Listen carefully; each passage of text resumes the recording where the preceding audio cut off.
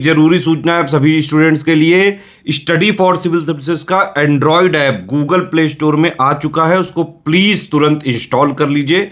और अगर आप स्टडी फॉर सिविल सर्विसेज के सिर्फ ऐप से कोई भी कोर्स, कोई भी पीडीएफ परचेस करते हैं तो उसमें अप्लाई कूपन, अगर आप ज्ञान सर जो है आप उसमें अप्लाई करते हैं, ये कूपन कोड है, तो उसमें 20% फीस तुरंत माफ हो जाएगी, मतलब 20% डिस्काउंट तुरंत उसमें लग जाएगा। ज्ञान सर लिखना है, नॉर्मली ज्ञान सर स्मॉल लेटर में है सब कुछ, कोई स्पेस नहीं, कोई कॉलम नहीं, सिर्फ ज्ञान सर, GYANSIR। इस तरह से अगर कूपन कोड लगाते हैं आप ऐप में बाई करने से पहले, जो अप्लाई कूपन वाले में आता है, तो 20% का डिस्काउंट तुरंत मिलेगा। वीडियो देखिए। नमस्कार साथियों, स्वागत है आप सभी का स्टडी फॉर सिविल सर्विसेज में। ये क्लास है हमारी इन्वायरमेंटल साइंस की, पर्यावरण विज्ञान की। और पर्यावरण विज्ञान में जो अब तक हमने टॉपिक क्लियर कर लिए हैं वो है प्रदूषण। प्रदूषण चाहे जल प्रदूषण हो, वायु प्रदूषण हो, मृदा प्रदूषण हो, नाभिकीय प्रदूषण हो, इन सबको हमने डिस्कस कर लिया है। और आज हम आगे बढ़ेंगे और आज का हमारा जो टॉपिक होगा वो है प्रदूषण और उनसे होने वाले रोग।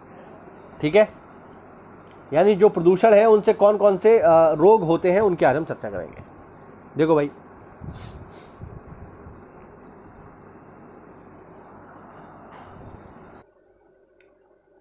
देखिए, स्वचालित वाहनों में एंटी नॉकिंग एजेंट के रूप में लेड का इस्तेमाल किया जाता है। एंटी नॉकिंग, जैसे इंजन जब चलता है तो उसको मतलब इंजन को चलने के लिए जो ऊर्जा है वो ईंधन के जलने से मिलती है। लेकिन बहुत बार क्या होता है कि ईंधन जलने की बजाय ईंधन में विस्फोट हो जाता है, जिससे जो ऊर्जा है वो इंजन को ना मिलकर आवाज़ के रूप में बाहर आती है। इसी को कहा जाता है नॉकिंग। तो इंजन में नॉकिंग को रोकने के लिए क्या करते हैं, लेड का इस्तेमाल करते हैं। ठीक है ना। हाँ, अब लीड जब ये मिक्स हो रहा है पेट्रोल में इंजन के अंदर, तो ऑब्वियस बात है बाहर भी निकलेगा धुएं के रूप में, तो वही है। धुएं के साथ विमुक्त ये लेड सबसे विषाक्त धातु प्रदूषक होते हैं। लेड के कारण तंत्रिका तंत्र, मस्तिष्क, पाचन तंत्र इत्यादि प्रभावित होते हैं। कैडमियम श्वसन विष की तरह कार्य करता है। यह रक्तदाब बढ़ाकर हृदय संबंधी बहुत से रोगों के मूल कारण को जन्म देता है।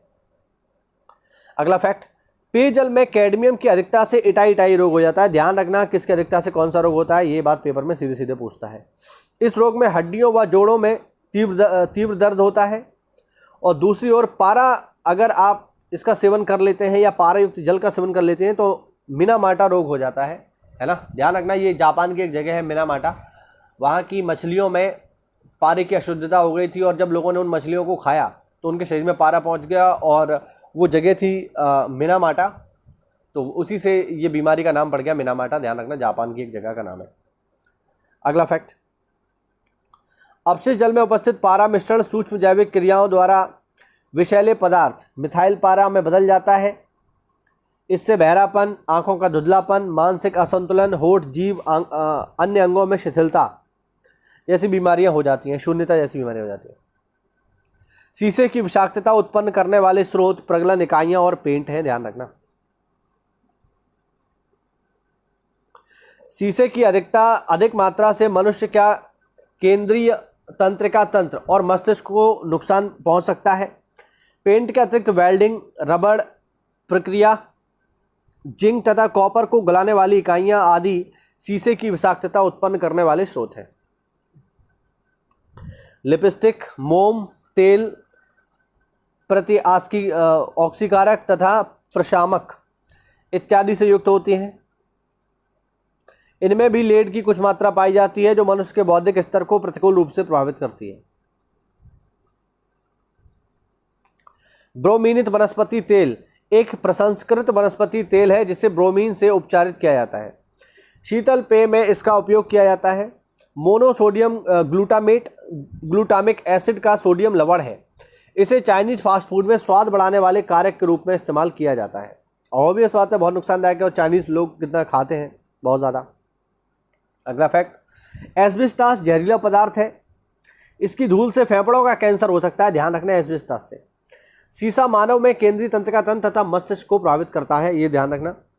और पारे की विषाक्तता से पेट संबंधी बीमारी हो सकती है।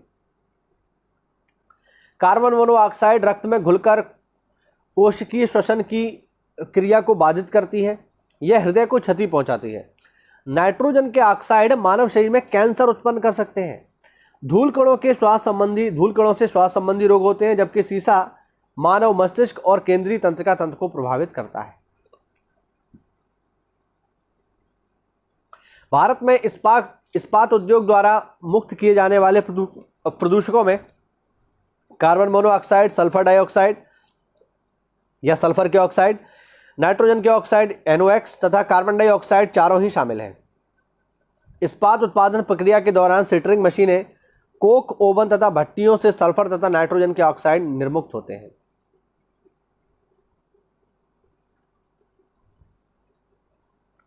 एफ्लाटॉक्सिन फफूंदी के द्वारा उत्पन्न होते हैं।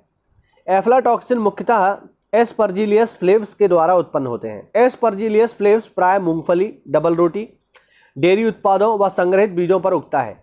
इसके द्वारा उत्पन्न एफ्लाटॉक्सिन में एक कैंसर जनक पदार्थ होता है जो कैंसर उत्पन्न करता है, यकृत का। एफ्लाटॉक्सिन कम आणविक भार वाले यौगिक हैं। ये अधिक ऊष्मा से खाना पकाने से नष्ट नहीं होते हैं, यानी ऐसा नहीं है कि आप बहुत ज़्यादा हाई टेम्परेचर पे इसको बनाओ तो नष्ट हो जाएगा, तो भी बना रहेगा और आपकी बॉडी में जाकर के यकृत के कैंसर का कारण बनेगा।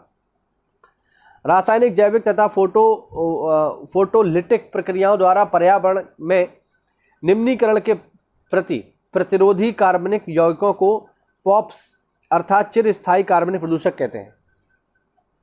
इनका सबसे बड़ा दुर्गुण यह होता है कि ये काफ़ी समय तक हमारे वायुमंडल में मौजूद रहते हैं। हवा, पानी, भूमि, भोजन के माध्यम से एक जगह से दूसरी जगह पहुंचने वाले यौगिक हमारे स्वास्थ्य के लिए बड़ा खतरा है। एस्बेस्टॉस फाइबर से घिरे वातावरण में ज़्यादा देर तक रहने से एस्बेस्टोसिस नामक रोग हो जाता है। इससे फेफड़े संबंधी बीमारियां होती हैं, ठीक है, और मीसोथेलियोमा नामक कैंसर भी उत्पन्न हो जाता है। एस्बेस्टॉस, DDT और प्लास्टिक ऐसे प्रदूषक कारक हैं जो जैविक रूप से अपघटित नहीं होते, जबकि मल जैविक रूप से अपघटित होता है। ठीक है, आगे देखिए। इंसिनरेशन एक अपशिष्ट उपचार प्रक्रिया है जिसके तहत अपशिष्ट पदार्थों के दहन के माध्यम से उनमें कार्बनिक तत्वों को नष्ट किया जाता है। इस प्रक्रिया हेतु इंसिनरेटर्स का इस्तेमाल किया जाता है। और लास्ट पॉइंट, ऊष्मीय शक्ति संयंत्रों में कोयला दहन के फलस्वरूप कार्बन डाइऑक्साइड, नाइट्रोजन के ऑक्साइड, सल्फर के ऑक्साइड, क्लोरोफ्लोरोकार्बन तथा वायु जनित अकार्बनिक कणों जैसे फ्लाई हैश, कालिक आदि का उत्सर्जन होता है। फ्लाई ऐश क्या होती है इसको हम पिछली क्लास में ऑलरेडी डिस्कस कर चुके हैं। अगर आपने नहीं देखा है तो वीडियो जा करके देख लीजिए। तो ये आज हमारा टॉपिक कंप्लीट हुआ जिसमें हमने देखा कि प्रदूषण तथा उनसे होने वाले रोगों के बारे में। साथियों, अगर आप किसी भी एग्जाम की तैयारी कर रहे हैं जैसे PCS, BEO या RO के लिए, तो दिए गए नंबर्स पर कॉल करके आप हमारे पेड ग्रुप प्रोग्राम से जुड़ सकते हैं जो कि वर्तमान में इन तीनों परीक्षाओं के लिए चल रहे हैं। मिलते हैं साथियों अगली क्लास में, तब तक के लिए जय हिंद, जय भारत, वंदे मातरम।